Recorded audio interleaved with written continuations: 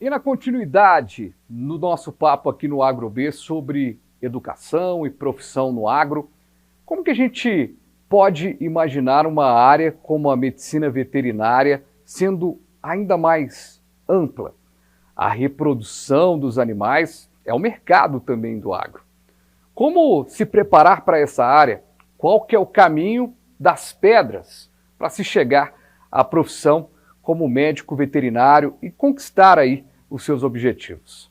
O AgroB fala de profissão também no dia de hoje, fala de reprodução animal, fala de medicina veterinária. O AgroB entra no ar agora.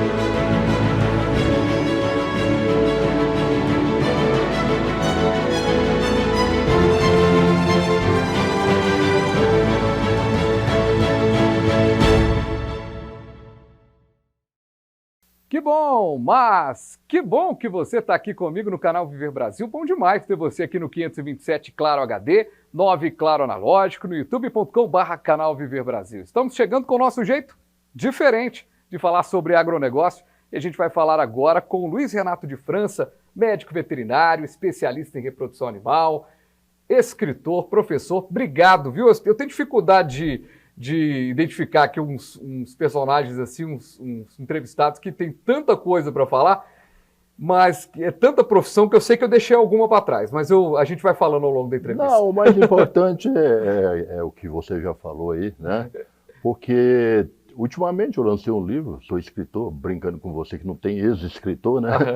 Mas eu sou médico veterinário, professor, pesquisador, eu acho que também sou humanista, eu sou um cidadão do mundo, só isso. Né? Me conta uma coisa, essa coisa de cidadão do mundo, né? A última vez já teve aqui no programa, foi muito bacana o papo que a gente teve, daqui a pouco a gente vai mostrar até o livro também que foi feito, muito bacana a história. Como que a gente coloca o Brasil no mapa do mundo no que diz respeito à reprodução animal? A gente é tão forte no que diz respeito ao agro, já estamos no mapa do mundo? Não só estamos, como estamos na ponta, né? Perfeito. Porque se a gente pega o Brasil no agronegócio como um todo, eu acho que talvez nesse momento o Brasil é o país de maior expoente, é o maior expoente na área.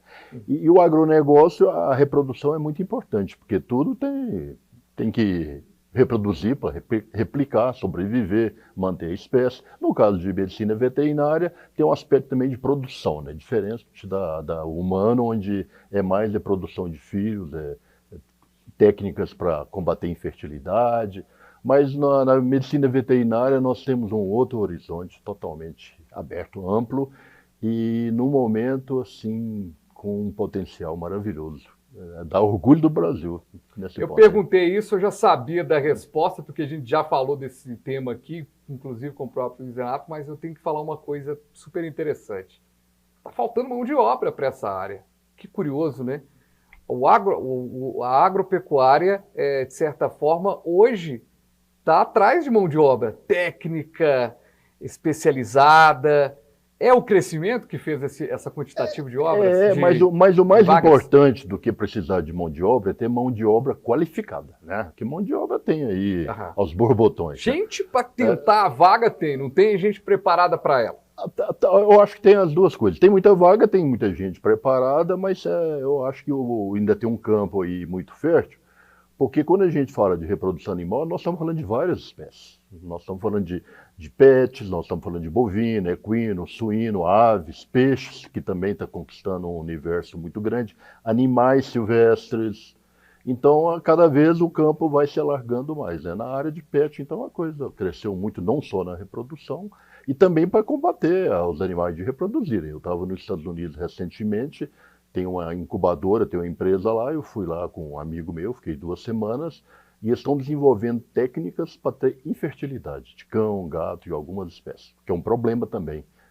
Cães de rua. Então, a reprodução você pode manipulá-la para produção e também para infertilidade. Né? Como que a pessoa que está nos acompanhando agora, que está entrando nesse mundo do agro e está interessada, né, por esse momento, como é que ela faz para começar uma carreira?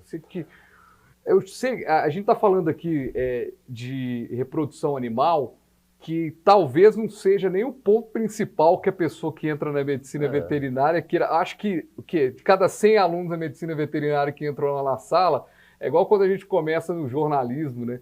Aí 50% da sala quer trabalhar com esporte, 20% quer trabalhar com cultura. E aí, no final das contas, todo mundo vai trabalhar com tudo e vai ser no geral. Vai se descobrindo, vai né? se descobrindo, aí o cara que gostava de esporte hoje está na política e por aí vai. Acontece na medicina veterinária? Sim, sim.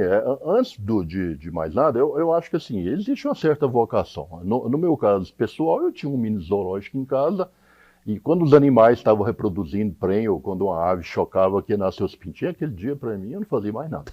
Eu não comia, levantava, não tinha nem amanhecido. E eu ficava o dia inteiro, eu ficava fascinado com aquilo.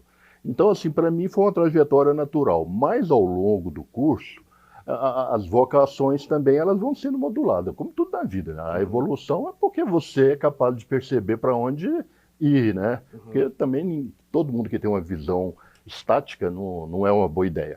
Mas o mais importante que eu acho, eu pensei nesse aspecto, é procurar uma boa escola de veterinária, uma faculdade.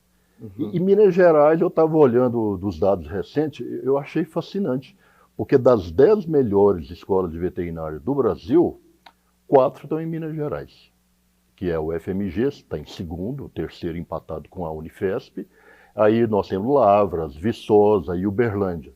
E fiquei muito feliz de saber que onde eu formei em Goiás, na Universidade Federal de Goiás, que foi uma ramificação daqui, da UFMG, da Escola de Veterinária daqui, é a 11ª.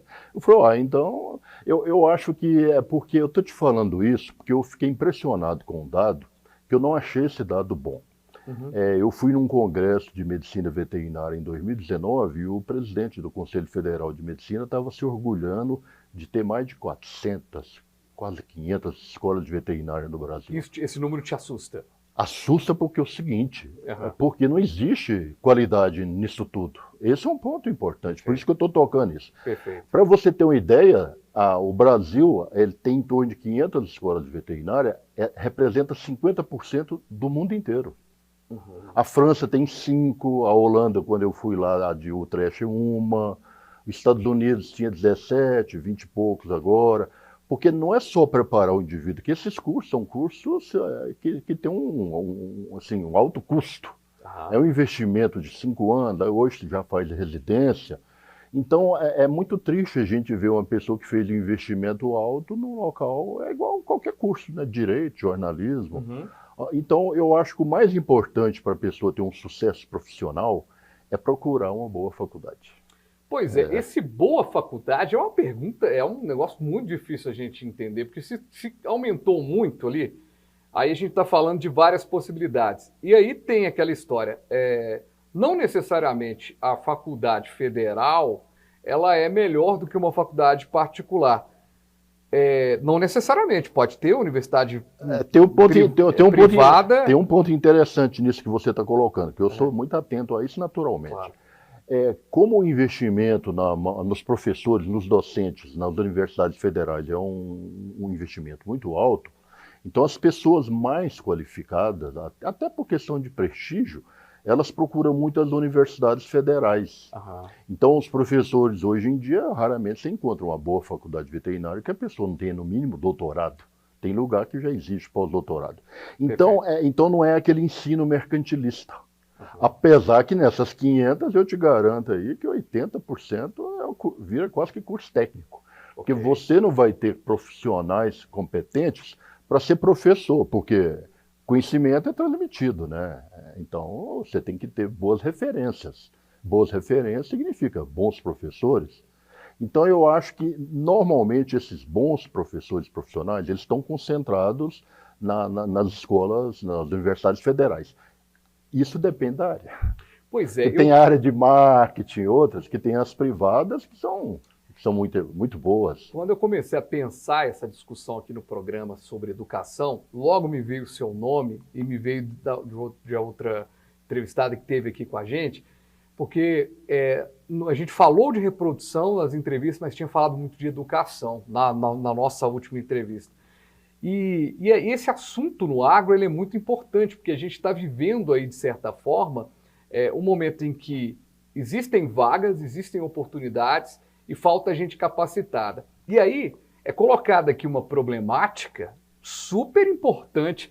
Eu acho que quando o Luiz falou assim, me manda os tópicos que eu quero me preparar, eu achei legal porque você está falando com uma propriedade interessante, porque a gente está falando de um mar de 500 universidades que, de repente, 80% não estão formando o profissional que o mercado quer. 500 escolas, faculdades. E 500 escolas, a gente não está formando o profissional adequado. E lá na ponta, você percebe esse profissional, né? Que não está entregando. O que isso dá para a gente quantificar a perda disso em termos até econômicos? Não, é uma perda enorme, porque o investimento na educação, a educação é muito importante, mas o investimento também é muito alto, né? Se a gente for olhar o custo de um aluno unitário para a Universidade Federal, é um custo muito alto, que inclusive eu acho que devia ter outras maneiras de retorno, né? É porque nós temos as universidades públicas, eu particularmente, eu acho que não deveria ser bem assim, porque nos Estados Unidos, onde é um sistema que eu conheço bem, das melhores universidades do mundo, das 10 melhores, 7 estão nos Estados Unidos. Das 50 melhores, dezenas estão nos Estados Unidos. E lá é um ensino pago, mas é uma coisa toda planejada, a família planeja tudo aquilo ali. Então eu não estou falando que tem que ser pago não, mas eu acho que é um investimento alto para o governo, para um país como o nosso, que não é um país que tem recursos financeiros aí aos borbotões. Você sabe que isso dá uma discussão tremenda, né? Eu estava conversando com meu amigo Ailton do Vale, jornalista, e a gente estava conversando um dia sobre essa história, sobre Universidade Federal ser paga ou não. E a gente discutindo aquele bate-papo, quase que de bar mesmo, a gente estava na redação, e a gente chegou à conclusão de que é difícil, né, quantificar isso, porque eu dei uma proposta, eu falei, se eu fosse deputado e tal, se fosse algo legislativo, eu ia propor algo que, assim, tem uma contrapartida maior do estudante para com a sociedade. O médico, por exemplo, que forma-se numa faculdade federal, eu ainda acho que ele entrega muito pouco para a sociedade de uma maneira geral. E aí a gente pode levar isso para todas as outras profissões, mas o médico é muito característico, por exemplo. Um curso oneroso. É oneroso e é muito, por exemplo, o médico ele vai e se forma, ele não quer trabalhar numa zona rural, ele não quer trabalhar no interior. Porque as condições de trabalho não são boas. Exatamente. Mas o médico tinha um programa do Projeto Rondon, que era um programa magnífico. Eu estava lá em Manaus, teve essa discussão, porque eles falaram que os médicos, estavam criticando os médicos de fora que estavam indo para a região norte, nos programas que eles tinham lá sociais. E aí teve uma discussão que os próprios médicos da região ali de Manaus e da região norte não queriam. E quem estava lá na Marinha, na Aeronáutica, no Exército, eram médicos do Rio Grande do Sul, do Paraná, que para eles achavam importante ir para lá. E quem estava lá, às vezes, falava assim, eu estou formando aqui, o retorno que eu vou dar é pouco. Mas eu acho que só tem sentido você ter ensino público gratuito na universidade se tiver um retorno maior. Pois é, tem que ter esse retorno. E as pessoas querem retorno quando elas fazem um curso para entrar no mercado de trabalho. Eu vou deixar para o próximo bloco um questionamento super interessante, Luiz. Como é que a gente pode abordar aqui para aquele estudante que está nos acompanhando, seja de um curso técnico veterinário, seja um curso superior como da medicina veterinária, como é que ele pode se preparar? O momento é de uma preparação técnica ou de uma preparação acadêmica? Deixa essa questão. Mas a gente vai para o intervalo, mas antes eu quero só mostrar o livro aqui do Luiz Renato, né, que é um livro de poesias, muito legal mesmo o livro, que é o livro Cores do Universo, 50 anos de poesia. Muito legal o livro, conta aí umas histórias muito legais, tem um pouco de autobiografia também. E também muitos poemas sobre ciência, tá? Exato. Universo e ciência. Bacana. O Universo da Ciência é um dos poemas que eu gosto muito. Eu acho que é uma boa essa coisa de ser escritor, porque pode ser ex-tudo e não pode ser ex-escritor. Eu vou querer ser escritor agora também, porque já pensou quando eu também aposentar, ser ex-jornalista? Aí não vai ser legal, né?